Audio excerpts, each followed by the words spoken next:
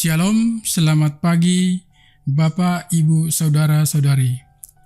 Selamat berjumpa kembali dalam Renungan Harian Toraya, edisi Minggu 6 Juli 2025. Kita bersyukur oleh karena pemeliharaan dan penyertaan Tuhan, sehingga pada saat ini kita masih diberikan waktu dan kesempatan untuk menikmati hari baru, hari karunia Tuhan. Mengawali segala kegiatan kita hari ini, mari bersama-sama mengambil waktu sejenak untuk belajar firman Tuhan. Bacaan hari ini terdapat dalam 2 Raja-Raja 5 ayat 15 sampai dengan 19a. Namun sebelum kita mendengarkan dan merenungkan firman Tuhan, mari kita berdoa. Kembali lagi ya Tuhan, kami bersyukur dan berterima kasih kepadamu pada pagi yang indah ini, di mana Tuhan sudah menyertai kami sepanjang malam di dalam tidur kami, dan Tuhan tidak pernah meninggalkan kami, sehingga pagi ini kami dibangunkan kembali oleh Roh Kudus-Mu. Kami masih bisa diberi napas, kesehatan, kekuatan. Terima kasih ya Tuhan atas kebaikan-Mu, penyertaan-Mu, dan kesetiaan-Mu di dalam kehidupan kami. Kami akan mau merenungkan atau membaca firman kebenaran-Mu. Namun sebelumnya, kuasailah kami dengan Roh Kudus-Mu agar kami layak untuk membaca firman-Mu ini ya Tuhan. Terima kasih kami ada sebagaimana ada, karena kasih Tuhan yang senantiasa menyertai kami sepanjang saat. Tuhan, inilah doa kami dalam nama Yesus Kristus. Kami datang berdoa dan mengucap syukur kepadamu. Amin. Pembacaan kita pada pagi yang indah ini terambil dari 2 Raja-Raja 5 ayat 15 sampai dengan 19a yang diberi judul Naaman disembuhkan. Ayat yang 15. Kemudian kembalilah ia dengan seluruh pasukannya kepada abdi Allah itu. Setelah sampai, tampil ia ke depan Elisa dan berkata, "Sekarang aku tahu bahwa di seluruh bumi tidak ada Allah kecuali di Israel. Karena itu terimalah kiranya suatu pemberian dari hambamu ini." Tetapi Elisa menjawab, "Demi Tuhan yang hidup, yang di hadapannya aku menjadi pelayan, sesungguhnya aku tidak akan menerima apa-apa." Dan walaupun Naaman mendesaknya supaya menerima sesuatu, ia tetap menolak. Akhirnya berkatalah Naaman, "Jikalau demikian, biarlah diberikan kepada hambamu ini tanah sebanyak muatan sepasang bagal. Sebab hambamu ini tidak lagi akan mempersembahkan korban bakaran atau korban sembelian kepada Allah lain kecuali kepada Tuhan.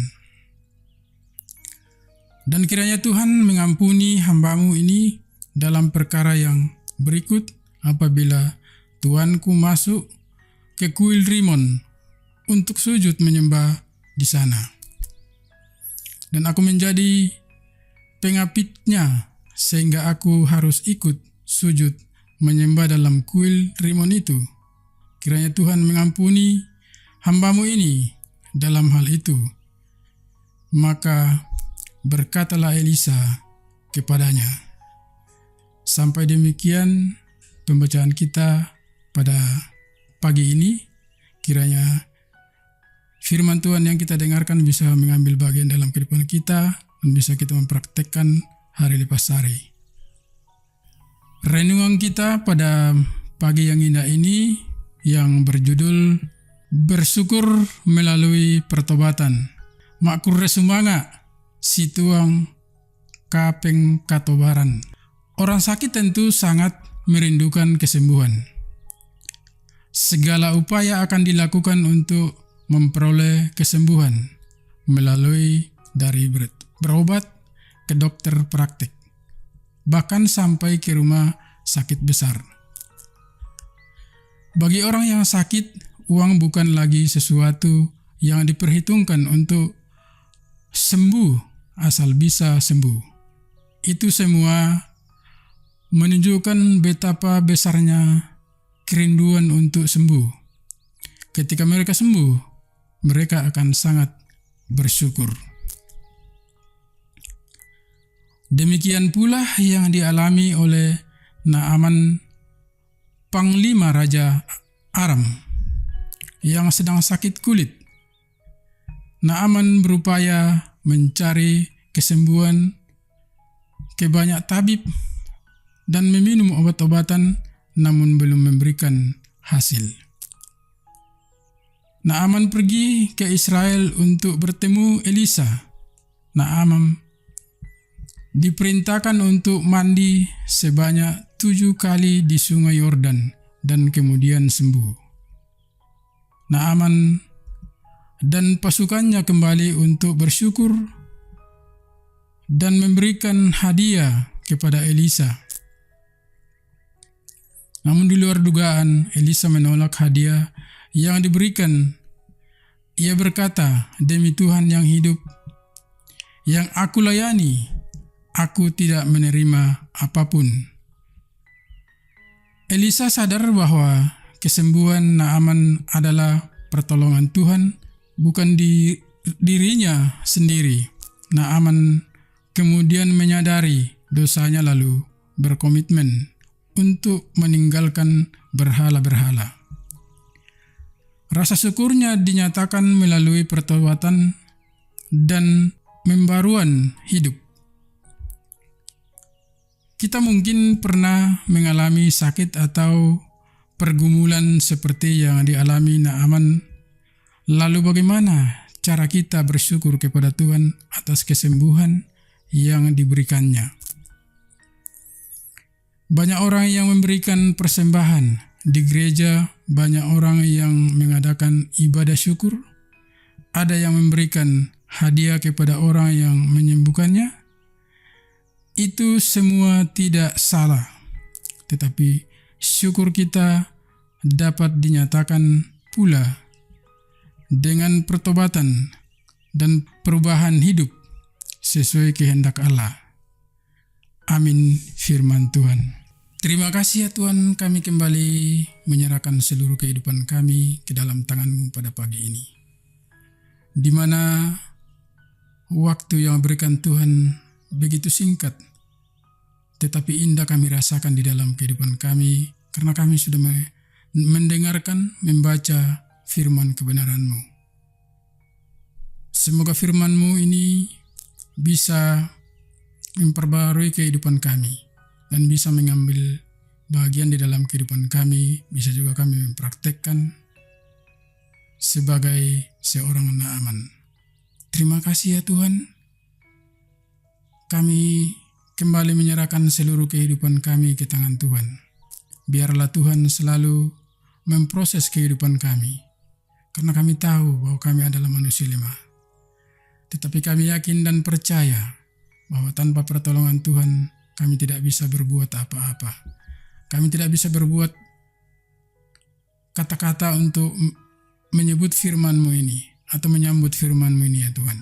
Semua itu oleh karena kemurahan-Mu, kebaikan-Mu, dan kasih-Mu, sehingga kami bisa membaca, merenungkan firman-Mu ini. Terima kasih ya Tuhan atas kebaikan-Mu sepanjang kehidupan kami. Dan pagi ini kami dibangunkan oleh Roh Kudus-Mu. Semua itu oleh karena kuasa Tuhan semata-mata di dalamnya. Berkatilah kami semuanya Tuhan.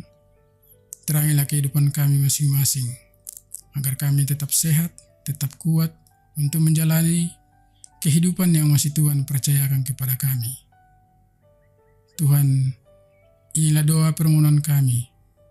Ampuni salah dosa kami ya Tuhan, yang senantiasa kami perbuat melawan kehendak-Mu. Di dalam anak-Mu Yesus Kristus kami datang berdoa dan mengucap syukur kepada-Mu. Amin.